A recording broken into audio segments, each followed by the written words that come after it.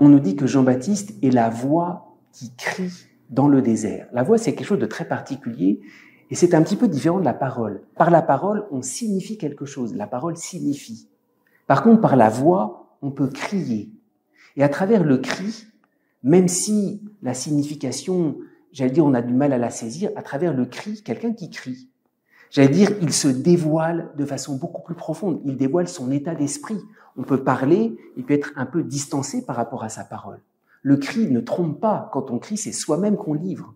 Alors en réalité, le cri, le premier cri, c'est celui de Jean-Baptiste, mais le cri ponctue tout l'évangile. D'abord, il y a ce cri de Jean-Baptiste, la voix de Dieu qui crie à travers le désert. Plus longtemps après, lorsque Jésus va entrer à Jérusalem, les prêtres et les pharisiens vont dire à Jésus de faire taire ses disciples. Et Jésus répond, s'ils se taisent, les pierres crieront.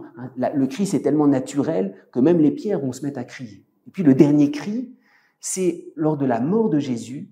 Jésus lui-même termine toute sa vie par un cri, « Père, entre tes mains, je remets mon esprit ». Alors, c'est tellement fort de voir que Dieu lui-même, parce que c'est Dieu qui crie, Dieu ne se contente pas de nous parler, Dieu crie vers nous.